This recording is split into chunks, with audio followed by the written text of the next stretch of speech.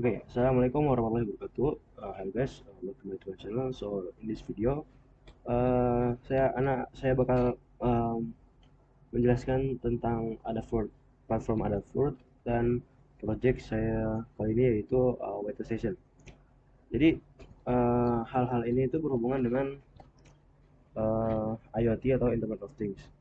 Jadi Internet of Things adalah merupakan sebuah konsep yang bertujuan untuk memperluas manfaat dari koneksivitas internet yang tersambung secara terus-menerus.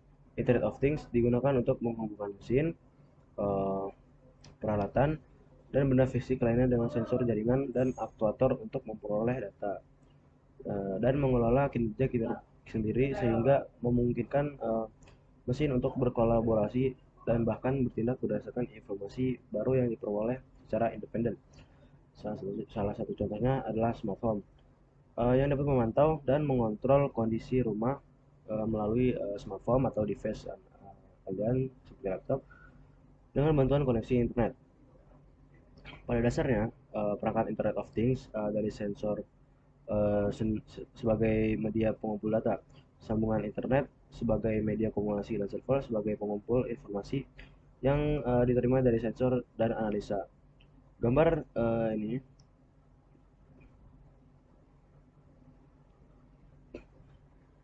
Oke, lalu Adafruit ini menggunakan MQTT atau Message Queuing Telemetry Transport. Apa itu? Jadi ini adalah protokol MQTT, Message Queuing Telemetry Transport, merupakan protokol pesan yang sangat sederhana dan juga ringan. Protokol MQTT menggunakan arsitektur publish dan subscribe dan yang dirancang secara terbuka untuk mudah diimplementasikan. Selain itu, MQTT mampu menangani ribuan penggunaan jarak jauh dengan hanya menggunakan satu server. MQTT menggunakan bandwidth jaringan yang sedikit. Selain itu, juga menggunakan sumber daya perangkat yang sedikit pula. Pada protokol ini berbasis M2M, machine to machine, dan artinya dapat berkomunikasi antar mesin atau perangkat, bisa dua perangkat atau lebih. Jadi MQTT ini kayak ketika kita mensubscribe sebuah channel orang, dan kita tentunya bakal mendapat notifikasi video-video terbaru dari channel yang kita subscribe tadi, sama seperti Instagram mungkin ya. Itu. Lalu MQTT lain merupakan protokol yang berada dalam perangkat seperti halnya Arduino. MQTT Broker berfungsi untuk menangani publish dan juga subscribe data. Lalu selanjutnya adalah Adafruit. Jadi apa itu Adafruit? Adafruit itu adalah salah satu platform IoT yang memberikan kemudahan dalam membuat sebuah layanan yang menggunakan konsep IoT dengan berbagai fitur yang dimiliki oleh Arduino, memberikan kemudahan bagi pengguna untuk bisa membuat sebuah layanan IoT. Salah satunya adalah cloud storage yang memberikan kemudahan dalam penyimpanan data IoT dan juga dashboard yang memberikan kemudahan dalam penggunaan sebuah UI monitoring atau controlling sebuah IoT device. Nah, seperti yang kalian lihat sekarang kita berada di dashboardnya Adafruit yang sudah saya buat ini. Saya buat ini. Oke, jadi cara kerja dari sistem ini adalah IoT device mengambil data melalui sensor yang digunakan pada sistem. Kemudian data tersebut dikirim ke MQTT broker dan data disimpan pada cloud storage, dan kemudian data tersebut akan ditampilkan pada dashboard yang telah dibuat pada Adafruit IO ini. Oke. Jadi komponen untuk project weather station ada ini kabel jumper, board node MCU tentunya. Kita memerlukan ini untuk sebagai WiFi modul ya. Jadi seperti yang saya jelaskan di video kemarin, itu adalah WiFi dan banyak port-portnya gitu.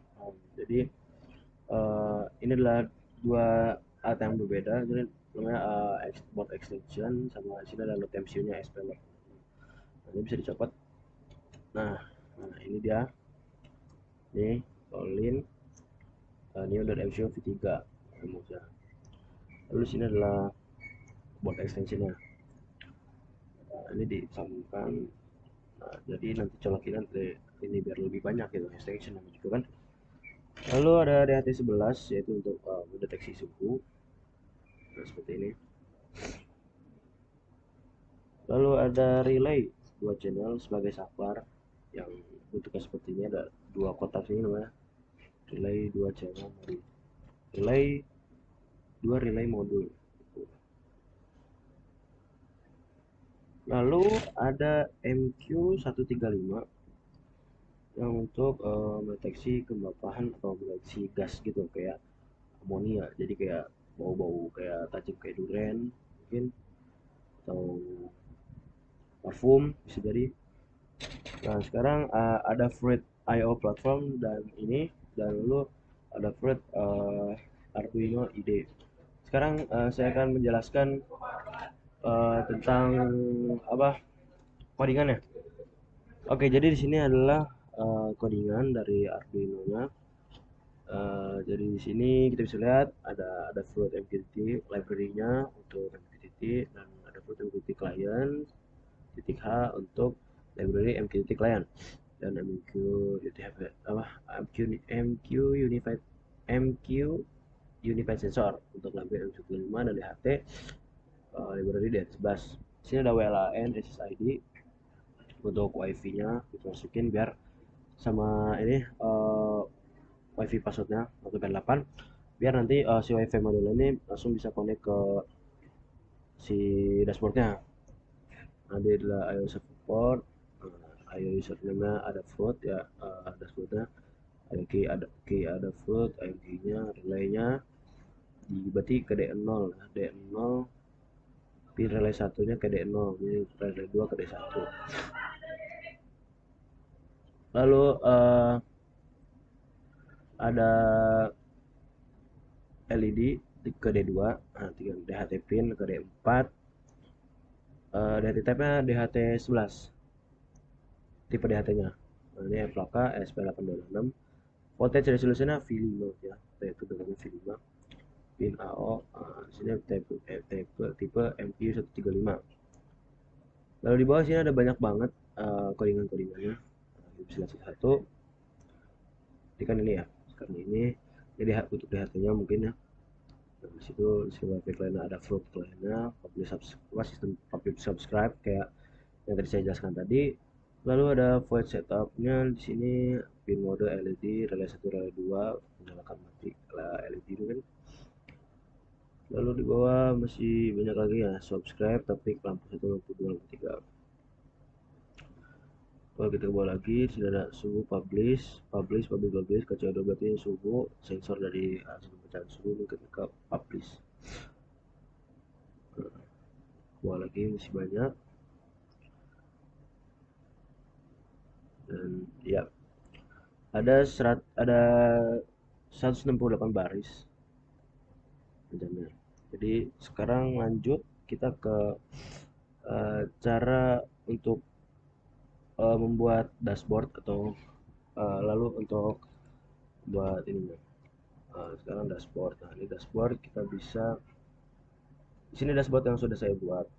Nah, lalu untuk menambahkannya kita cuma bisa ini, lalu edit layout. Nah, ini bisa kita pindah-pindahkan.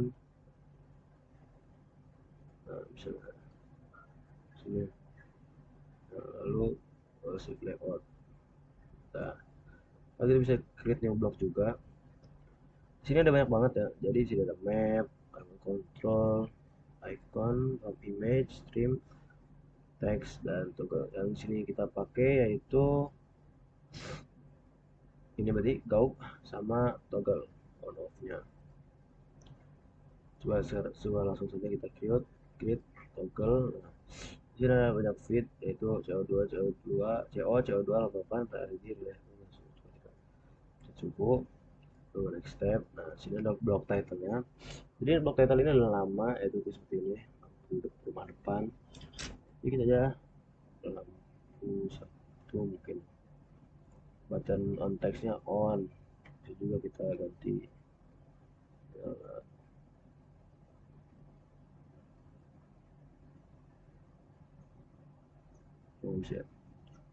limit 6 karakter.